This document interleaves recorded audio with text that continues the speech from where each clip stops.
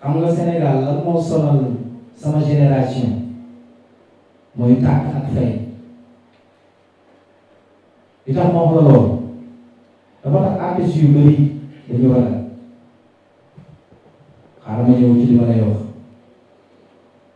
moo tax tey artistes yi dañuy bëgg bu ñuy dugg ci néeg bi sax ñu jël leen vidéo leen dugal leen ci plateforme yi pour juste rek ñuy exister di fi nekk xoolal artistes yi tey seen vie la ñuy gën a wane ak li ñuy dund sama papa dafa naan wax benn baat mu ne ma moomoo ma ne ko naam mu ne ma bu ñëpp di wute xew yow wutal a mën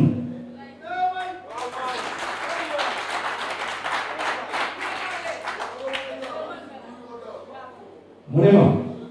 bu ñëpp di wuti xew naan dañuy xew xam nga lu xew-xew yow wutal a mën mu ne saa su ne xew day dem bàyyi fi mën te loolu am naa ci ay référence ana suma papa yu sudur est-ce que ba fi nekk ba tey jubut bi ñun ñëpp kenn juddoogu te ba tey jii ñu ngi fi kon exemple boobu bu ma joxoon noonu dafa nekk sama xel loolu tax ma dem jàngi musique loolu tax heure bu mu ñëwee mu neex alors où est le problème de xew a mën a fay yéen da ngeen a terroriser artistes yi du Sénégal yéen nga wax ne yéen ñii la koy def yéen ñii la yow xam nga ne boo ma jël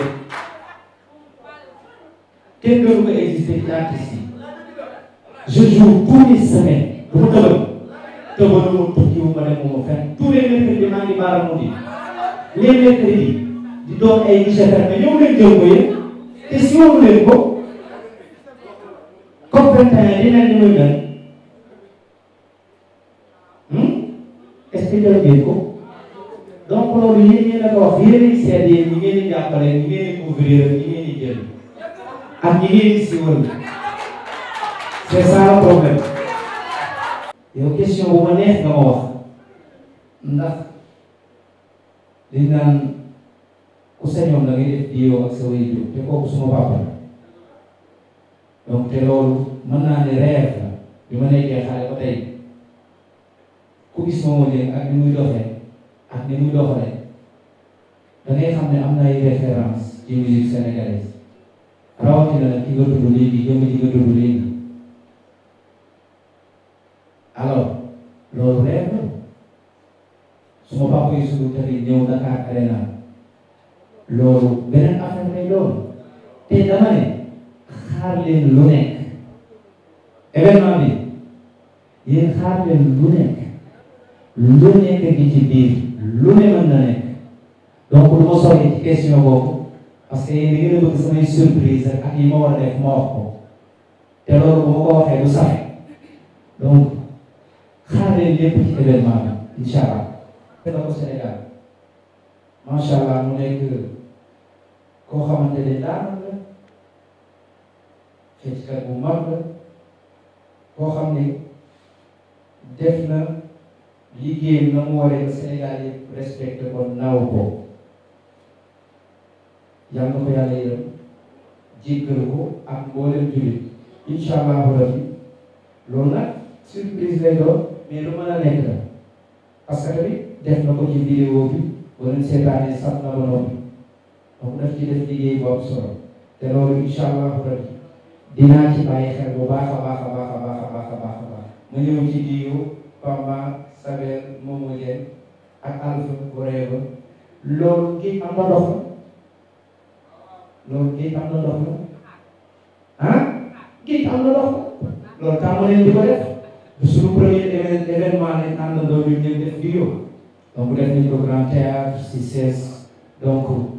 Dakar Arena dañuy sàppale ay ci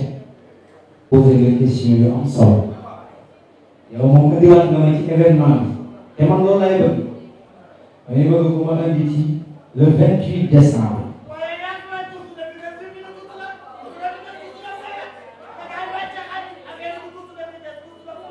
jërëjëf Cheikh Mbacke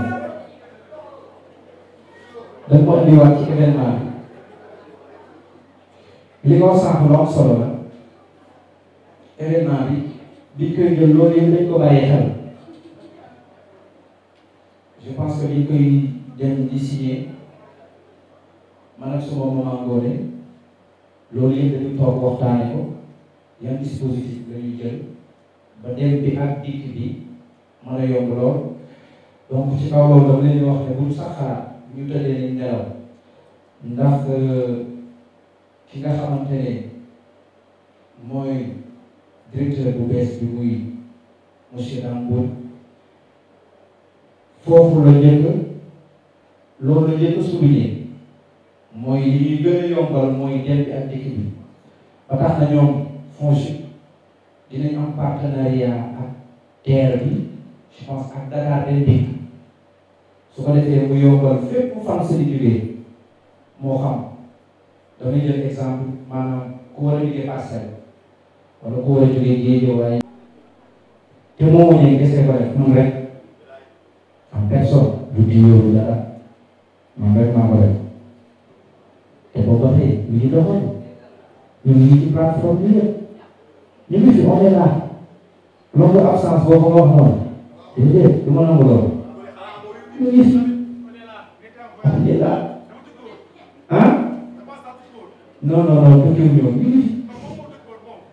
ah bon ok ok ok ok donc ñu ngi fi li nga wax léegi nag ci album bi mooy ñun saa su ne dañuy liggéey man li muy def ay émission xam naa dafa bëriwul nag su ma dajee moo bëriwul donc damay faral di daw lu bëri média parce que dafay dañuy juum loolu rek la de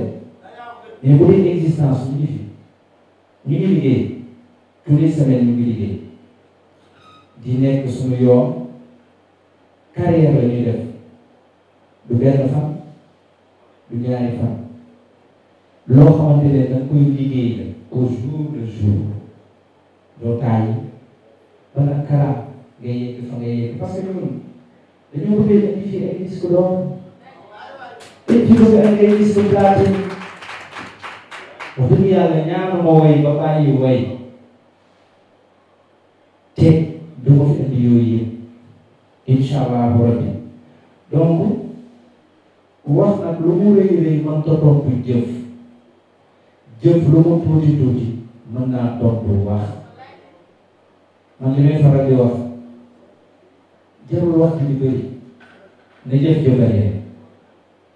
je pense que loolu moo ëpp solo bi ñun ci yoon boobu lañ nekk ci voie boobu la ñu nekk di way lu neex di tëgg ay événement yu mag ak lu ñëw di ñu fekk si doy na sa jërëjëf